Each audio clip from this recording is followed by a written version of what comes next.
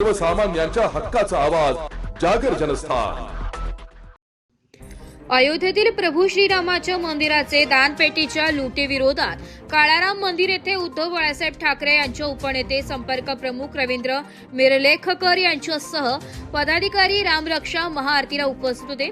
पंचवटी परिसरात असलेलं ऐतिहासिक काळाराम मंदिर प्रवेशद्वाराच्या आवारात उद्धव बाळासाहेब ठाकरे उपनेते संपर्क प्रमुख रवींद्र मिरलेखकर सर्व पदाधिकारी व नगरसेवक यांच्या उपस्थितीत काळाराम येथे रामरक्षा व हनुमान चालीसा पठण महाआरतीचं आयोजन करण्यात आलं। पदाधिकारी व कार्यकर्त्यांनी हनुमान चालीसा पाठांतर करण्यात आलं व काळाराम मंदिर येथे आरती देखील करण्यात आली। या आरतीला पदाधिकारी कार्यकर्ता मोठ्या संख्येने उपस्थित होते। जागर जनस्थानसाठी संदीप नवसे, नाशिक। यांनी गेल्या 8 दिवसापूर्वी मुंबईमध्ये अशा प्रकारच्या महाआरतीला सुरुवात केली। राम रक्षा म्हणायला सुरुवात केलेली आहे आणि हनुमान चालीसा त्या ठिकाणी म्हटला जातो। आता प्रत्येक शिवसैनिकांनीच नव्हे तर प्रत्येक जनतेच्या प्रत्येक घटकाने हनुमानाच्या रूपात आता स्वतःचा अवतार धारण करण्याची वेळ आलेली आहे। कारण प्रभू रामचंद्रांना त्या ठिकाणी लुटलं गेलेलं आहे। त्यांच्या मंदिरामध्ये लाखो लोक श्रद्धेने त्या ठिकाणी अयोध्येला येतात आणि स्वतःची ऐपत असेल नसेल तेवढं त्या ठिकाणी अर्पण करतात। पण हा निधी जातो कुठे, तर तो त्या ठिकाणी कुठेतरी पक्षाच्या निधीला अर्पण केला जातोय किंवा त्यांच्या स्वतःचे चोचले पुरवण्यासाठी वापरला जातोय। आणि या सर्वाचा निषेध करावा तेवढा थोडा आहे की तुम्ही आतापर्यंत देश लुटलात 12 वर्ष, तुम्ही आतापर्यंत जनतेला लुटलात। महागाईने जनता पोळलेली आहे, सर्व दृष्टीने बेरोजगार आहे, काय काय म्हणून नाही, कुठलाच घटक सुखी नाहीये। आणि अशा वेळेला जर दिलासा द्यायचं सोडून वर तुमच्या हातात असलेली देवस्थानं पण तुम्ही लुटायला लागलेले आहेत, हे अत्यंत निषेधार्ह आहे। आणि ते निषेध करण्यासाठी उद्धव साहेबांनी ही चळवळ सुरू केलेली आहे।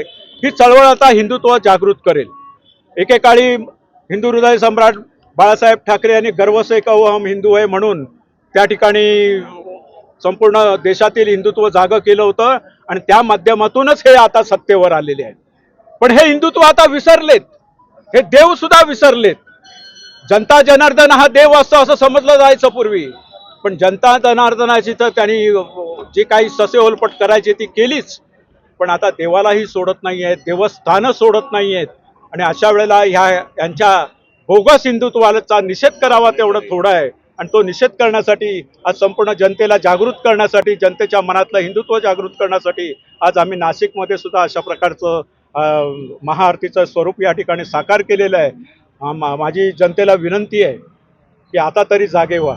एक चर्चा अशी सुरू आहे की जे राम मंदिराचा जो निधी आतापर्यंत, खरं तर ते ज्याने हे तर्क केले त्यांनाच विचारा। जर तुमचा हा तर्क असेल तर त्यात चुकीचं नाही आहे, कारण हा एवढा निधी येतो कुठून? 50 खोके एकदम ओके, म्हणजे तुम्ही किती खासदार पळवले, किती आमदार पळवले, तुम्ही नगरसेवक पळवायच्या मागे जाताय। संपूर्ण इतर पक्षातली लोक तुम्ही त्या ठिकाणी मंत्रिमंडळात बसवलेले आहेत, जे दुसऱ्या पक्षातनं घेतलेत असंच पैसे देऊन वगैरे। तर त्याचा जाब कोण विचारत नाहीये त्यांना। दुर्दैवाने जनता जागृत होणं त्यासाठीच गरज आहे। जर तुम्हा आम्हाला सोडलं नाही, पक्ष फोडण्यासाठी निधी वापरतात, हे करण्यासाठी निधी वापरतायत, पण तुम्हा आम्हाला द्यायला ह्यांना पैसे नाही आहेत। आमची गरिबी दूर करायला यांच्याकडे पैसा नाही, आमची महागाई कमी करायला यांच्याकडे पैसा नाही, आमची बेरोजगारी दूर करायला यांच्याकडे पैसा नाही आहे। यांच्याकडे पक्ष दुसरे पक्ष संपवणे, विरोधक कोण ठेवायचाच नाही आणि एक हाती सत्ता हाती घेऊन संपूर्ण देश लुटायचा आहे। संपूर्ण आस्थापनं त्यांनी विकून टाकले, देश विकायला काढलेला आहे। आणि असं असताना रामाच्या माध्यमातून सुद्धा रामालाही सोडायचं नसेल तर हनुमानाला जागं करावंच लागेल। आणि म्हणून या ठिकाणी हनुमानाचा पण जय जयकार आम्ही करतोय आणि जनता जनार्दन रूपी रामाला साकडं घालतोय की आता जागा हो, देश नाही तर परकीयांच्या ताब्यात केव्हाच जाईल। खरं तर हा RRCच्या ताब्यात गेलेला आहे तो देश। हो का, त्यांचा नियोजित कार्यक्रम होता। आम्ही सकाळी त्यांना त्या ठिकाणी सकाळी त्यांना मेसेज पाठवला, तर मी प्रयत्न करतो असं ते म्हणाले। प्रयत्न कदाचित त्यांच्या पूर्व नियोजित कार्यक्रमामुळे साकार झाला नाही, पण प्रत्यक्ष उद्धव साहेब 2 महिन्यात या ठिकाणी येणार आणि पुन्हा एकदा भव्य दिव्य स्वरूपात अशा प्रकारचं नगरसेवक देखील या ठिकाणी अनुपस्थित आहेत. सकाळी आम्ही 3 दिवसापूर्वी मोठी चर्चा होती त्यावर काल दोनच सकाळी मी मिटिंग घेतली. नगरसेवकांची पूर्व नियोजित कार्यक्रम होते आणि त्या प्रत्येक गोष्टीत खोड काढण्यापेक्षा या राम मंदिराची चोरी झाली आहे त्याच्यावर फोकस करा. आम्हाला त्या ठिकाणी कैचीत पकडायचा प्रयत्न करण्यापेक्षा ही जी